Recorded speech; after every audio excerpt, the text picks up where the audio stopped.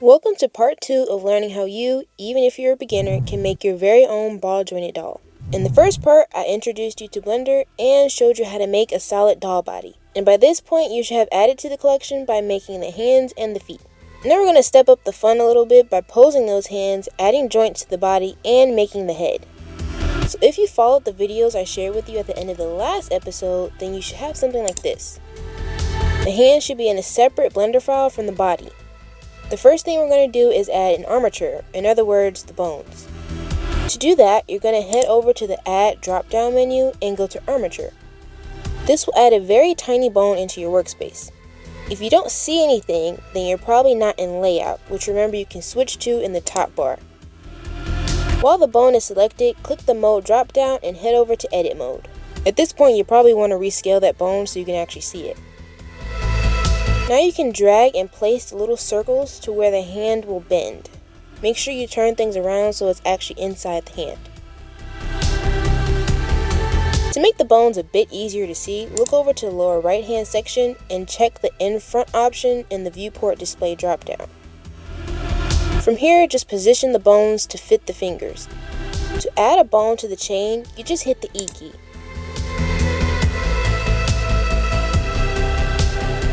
When you're done with one finger, drag over the entire bone group, hit Shift S to duplicate it, and then hit G to drag it over to the next finger. I haven't done this in a couple months, so I played around a bit with the number of bones and their positions. But basically, just make sure that the little ball is in the middle of where the finger actually bends. Repeat this for all the fingers. After all that's done, you can head over back to the object mode. At this point, you should really duplicate everything and make sure you save. Select the hand mesh first, then click Shift and select the bones. While everything is still highlighted, go to the Object button, scroll down, hover over Parent. From here, you want to click with Automatic Weight. This is where things might freeze up a little bit, depending on how many things you have running in the background or how fast your computer is. Either way, you might have to summon a little patience. If a good chunk of time has passed and the parent still hasn't gone through, then you might have to shut Blender down and remesh your hand. It doesn't need to be a drastic remesh, just something to reset the clay. If everything goes well, then you can select the bones and go over to the new pose mode. Now you can go ahead and pose the hands in any way you want. The bone placement probably isn't perfect, so take some time to play around and make sure that it looks good from all angles. At this point, I switched over to the animal hand I made for my character, and I posed it using the same method, only with fewer bones.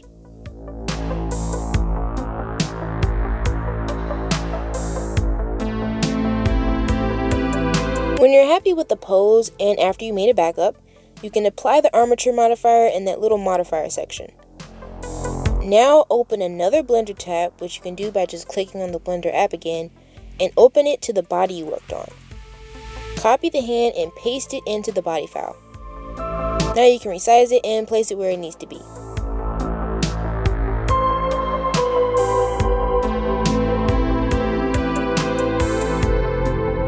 I cut off the bits I won't need by going to the sculpt mode and using the lasso mask tool to cut that excess off.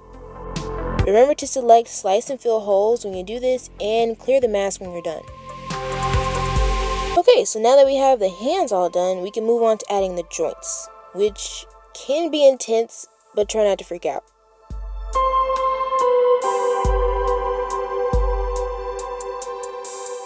There are so many ways to add joints to your dolls, and just by looking at all the different ways, it can be overwhelming.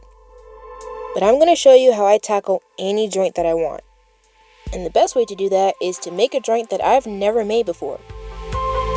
This way you actually know the science behind the process and can apply it to whatever you need to. First off, let's duplicate the body and separate the pieces using the masking tool. I like to do the first pass with the lasso tool, but most times this misses some areas and isn't as clean as I need it to be, so to make things a bit cleaner, I switch over to the masking brush. Your doll's butt should not be stuck to the legs, so make sure you include that in the torso mask. This works like the rest of the brushes, so if you want to erase something, you can just reverse the brush at the top.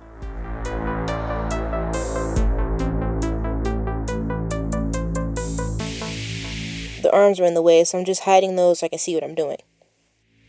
When you have a shape that you're happy with, you can go over to the masking drop-down and select Mask Slice to New Object. This might happen where the new object you just created is really small. All you have to do is scale it up until it lines up so closely with the rest of the body that you can't see the separation line. I go ahead and do the same thing everywhere the body needs to bend or move in some kind of way. If you're doing double jointed knees like I am, then the knee should be a whole different piece. If you're doing a single joint though, then you can just split the leg in the middle of the knee. If the lighting on the piece looks a little bit different when you slice it, just remesh it and it will go back to normal. I'm adding a thigh joint, which is the joint I've never made before, and making a chest joint. So if you don't care for those, don't slice the extra pieces.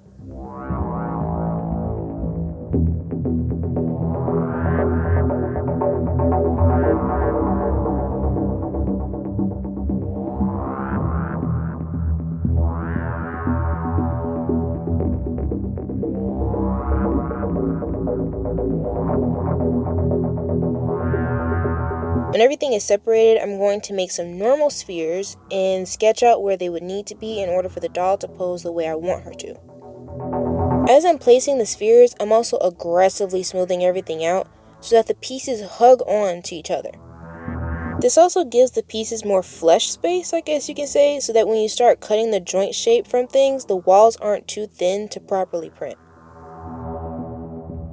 Basically, everywhere you place a sphere is where something will rotate. You can change or restrict that movement by how you place the sphere or modify it, which you'll see later on when we work on the knees.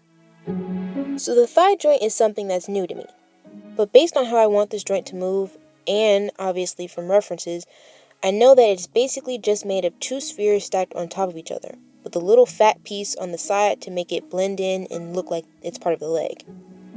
The only tricky part with this is that the sphere part that's attaching to the actual upper part of the leg doesn't move left to right in a crazy way. Like it doesn't bend that way. Basically, the sphere does most of the work, but wherever you put that slit is how you control the movement.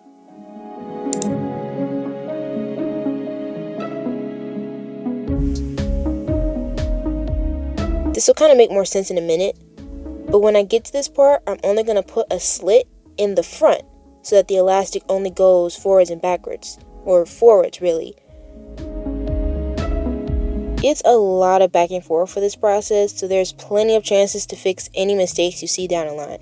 At this point, I'm pretty confident with the shape of this thigh piece, so I go ahead and merge it together and smooth it out. I duplicate a lot, especially before doing any type of major change. So even if you're completely confident in how something's looking, duplicate it before you do anything else. Trust me, I speak from experience. The chest joint can be a little complicated, but I start off with a sphere as close to the size of the low torso as possible, then slice off the excess. The meeting point between these two pieces probably isn't going to be perfectly aligned, and that's fine. You can smudge the shapes a bit to help out with that, just as long as the majority of the sphere still remains a perfect sphere. Otherwise, the joints won't work like you want.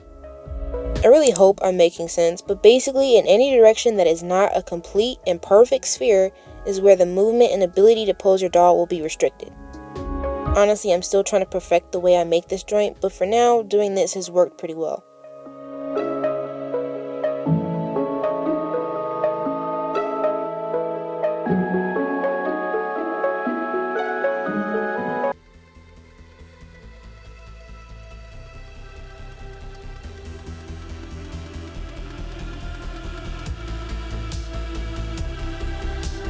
To make things easier to see and work around, I separate one of the legs using the slice tool and add a mirror modifier. Make sure you round off those edges really good so that the joint actually has something to rest into. I'm making a double joint, so I need two spheres stacked on top of each other, and they slightly overlap. Slightly, very slightly overlap. I sculpt the kneecap I left out earlier over these spheres, keeping the back open so that the joint can actually function. This might take some trial and error. It took me a few times to get it at least somewhat decent looking and functional. Don't worry, you can do a couple test prints.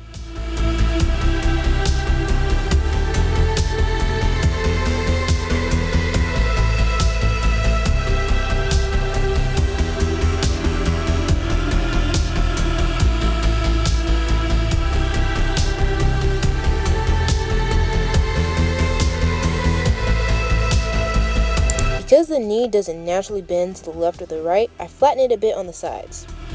Not too much, just enough to be noticeable.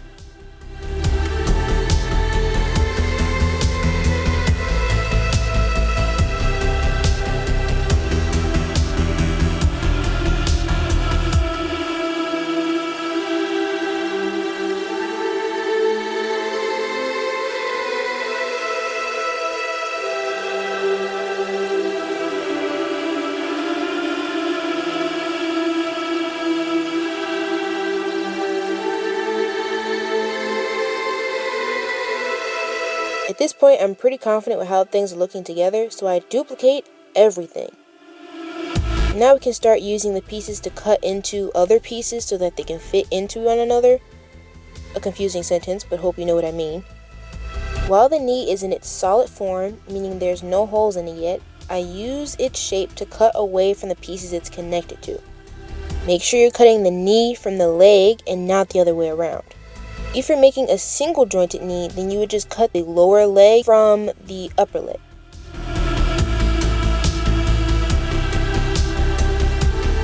You can always double check what you just did by turning on the transparent mode or hiding the knee to see if it cut. I do the same thing to the thighs. The last thing to do is add a path for the elastic and scale this up to a manageable size. These are the 2 elastic paths I've done and the pros and cons for each. You might want to do something a little different, and that's totally fine, but you have to keep in mind that the tension of the elastic and where that force will go has to tie onto something so it holds everything together. Basically like a giant bead necklace. Speaking of tension, you also have to be mindful of where those slits need to be, like I mentioned before. If you don't cut any slits in your pieces, then your dolls will have unnecessary tension when it's posed, meaning that your elastic will probably force the piece to stay straight instead of keeping that cute pose. This is kind of really hard to explain, but hopefully the images I'm putting up helps. These don't need to be too wide, just something for the elastic to pass through. Which, to make those slits, I'm using cylinders just turned to the side. If you can't eyeball it, then you can just wait until we resize everything. If a cylinder is slightly too straight for a piece, then you can use a curve. To do this, you can add a curve from the Add menu, then go into Edit mode to rescale it and position it. Now you can drag the points and rescale them so that you can get the exact curve that you want. In the little side menu on the lower right of your screen, there's a green line button, looks like a curve, and when you click that, you can go down to the Geometry tab and add some depth. You also want to check Fill Caps option. Don't think that you need to make this the hole that goes through the entire doll. It's a lot easier and less frustrating to break things down to pieces. When you go back into object mode, the tube you just made isn't real yet, so right click it and select Convert to Mesh. This makes it so that you can actually use it to cut the holes in your pieces.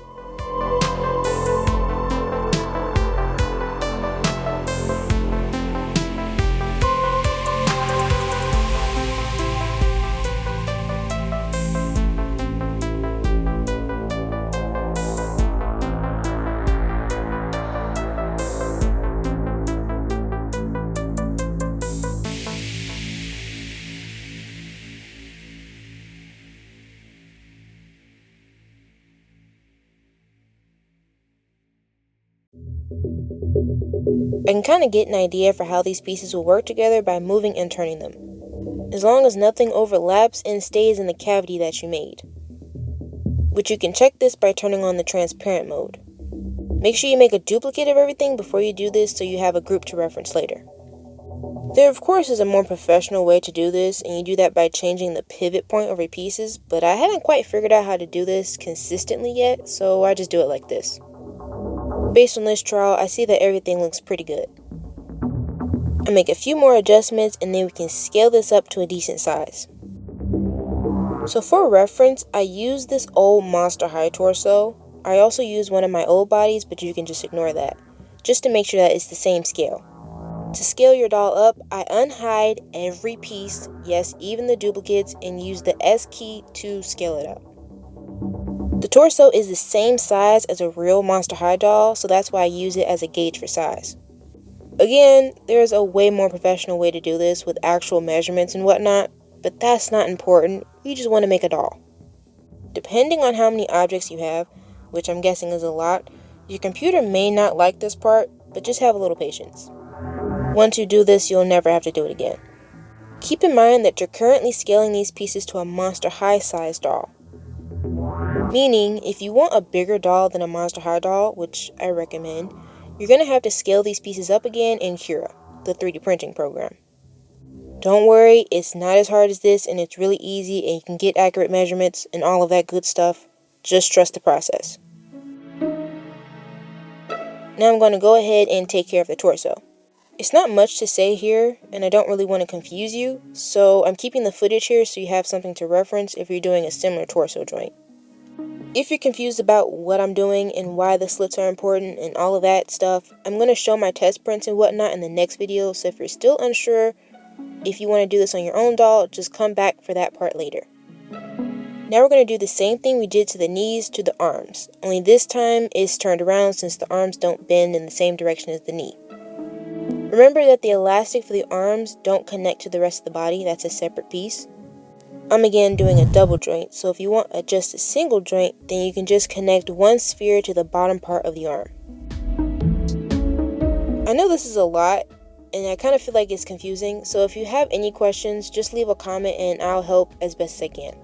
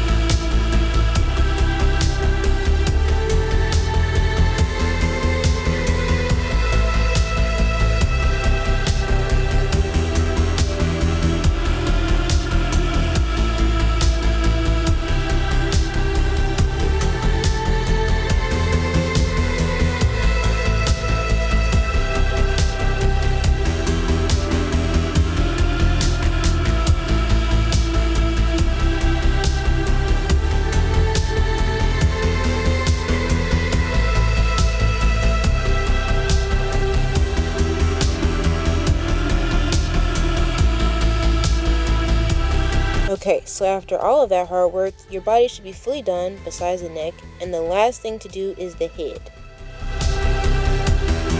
I will warn you, sculpting the head can be really annoying, especially for a beginner, because there are so many parts of the face that you have to get right, or at least make look believable. So if I speed past something unintentionally and you kind of need more help with that thing, I provided a full list of videos in the description that I use when I haven't sculpted a face in a while. But I will do my best to explain as much as I can. By the way, this would be a good time to gather some more references or draw one out if you have a specific character in mind. Start off in a fresh Blender file and add a new sphere. Make sure you size it up to a decent size and subdivide it once. From here we're going to jump straight into sculpt mode and smooth things out. Make sure you have symmetry turned on. We're going to use the elastic grab brush to pull the mesh into a shape that resembles a head. The back of the head should be slightly longer than you think it needs to be. This is just something I've learned not only from watching tutorials, but also watching Sam Does Arts. Using the scrape brush, I flatten the sides of the face, then I can smooth it out so that it's not so harsh. Now we need to move to the top view of the head and make sure that the back of the head isn't pointy. A little tip, the back of the head should be slightly bigger than the front. And this is a good spot to duplicate stuff. We're of course going to need eyes, so add in a sphere and add the mirror modifier. In the edit mode, you can resize the eyes and place them roughly where you think they should go. This isn't permanent, we can adjust this later. Jumping back to sculpting, we're going to go to the side view of the face and place the nose. Which you can do this by pulling the mesh. I also make the forehead a bit more defined at this point.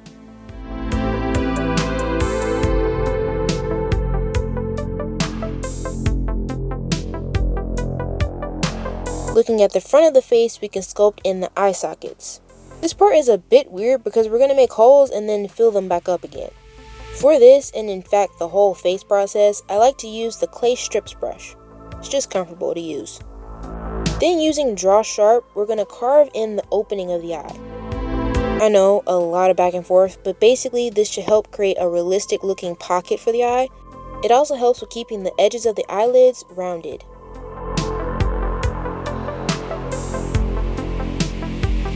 The face has some low sections and high sections. So I'm going to carve those in using the reversed clay strips. Mainly I'm doing this on the side of the nose and under the cheeks. If you can't already tell at this point, the face is going to have several moments where it just looks completely ugly, but just let yourself trust the process. First, we can look at the nose. Just focus on making a really basic one first, then later on we can make it fit what we actually have in mind. Again, using a lot of references, I'm going to build up the sides where the nostrils are and add a little bit on the tip. You can probably feel what I'm talking about by feeling your own nose.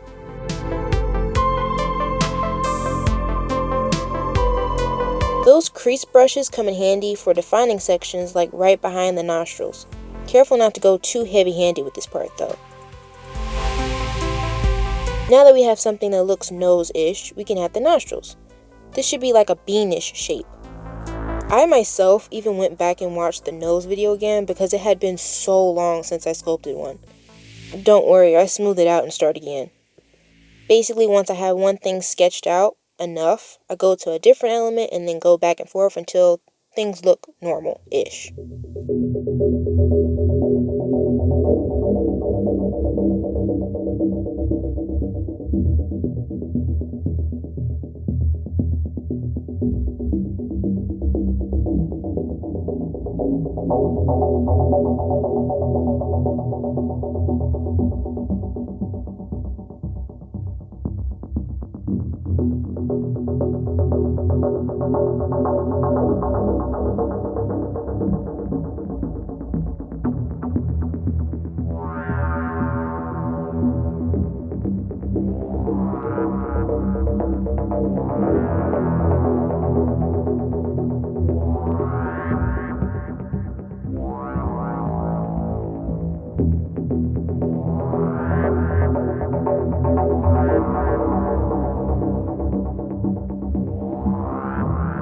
I'm using the crease brush to help make the eyelids more defined and pushing and pulling the mesh where it needs to be so that everything looks mostly correct. I'm not focused on making the face look any certain way, just getting it to a point where I can work with it more later. Don't be too hard on yourself if you're struggling with this part. This is definitely one of those things that gets better with practice. I mean, just look at one of the first faces I did. I kind of mess around with the features for a little bit longer just to see if I can strike any sort of idea of how exactly I want her to look. But I wait to do any serious moving around until I do the lips, which is now. Kind of like the nose, we're going to pull the mesh to form the mouth area. Then I'm going to layer on some clay to bring it out a bit more. Using the crease brush, I can sketch the lip crease. It really does not have to be perfect, we can really change this as we go. Going back to the clay strips brush again, I go in and build up a bit of the lip. Just a guideline for the next step. To make the lips become a bit more solid, I reverse the crease brush and gently go around the outside of the lips. Things are going to be really flat at this point, so turn it around to the side so you can pull the mesh into the right shape. The middle of the lips should be pulled further from the face than the sides. Mine's right now is looking a little too duck lippy in the side view, so I mask off the nose so I can make more aggressive changes. Depending on how aggressive you were with those changes, you might have a line where the masked and unmasked sections meet. Just gently smooth that out with the smooth brush. Looking at everything from the front view just shows you how awful it is right now, so it's time to go in for the details. First thing I'm going to do is flesh this out a bit more, mainly aiming the bulk of what I'm adding towards the middle. You may have noticed this in your references, but the upper lip tends to have one subtle bump in the middle, while the lower lip has two. Well, can have two. Don't forget to use the crease brush to crease the separation of the lips again if things get too smooth.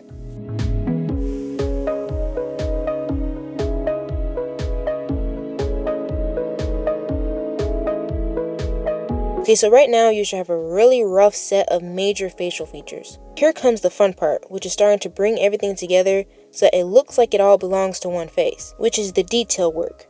Basically, just pull and push the facial features where you need to be. It's kind of like Sims at this point.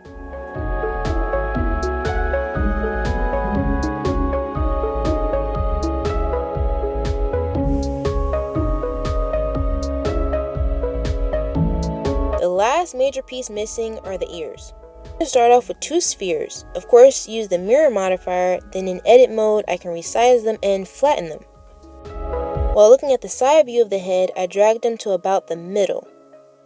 In the front view, the top of the ear tends to match up with the horizontal middle of the eye.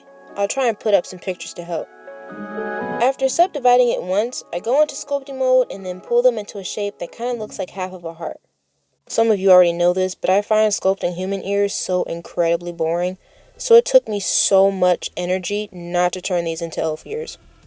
It's just best that I show you how to do the basics first, then you can go really crazy with the shape later. Taking the reverse of the clay brush, I carve into the ear, leaving a little border around the edge, and a little section closer to the front of the face.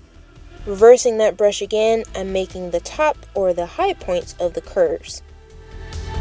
I also like to use the Draw Sharp brush to dig into the ear and make the little ear tunnel. You know, where the earwax lives and where you can actually hear stuff. I find that ears don't need to be super crazy accurate with all those curves and things, so don't panic if this is something you don't find yourself excited to sculpt. This is far from my best human ear, but I'm doing this more for you to understand the basics instead of being overwhelmed with all the details. Just go back and forth, carving into the ear and building on top of the curves. Literally by doing this, you can make any ear you want, no matter how complicated or simple. Plus, for my doll, I won't be using anything that even resembles a human ear, so yeah. Now, pause the video, rewind it if you need, and take a few minutes to go in and really make this face look how you want it. Okay, so obviously my face has changed quite a bit.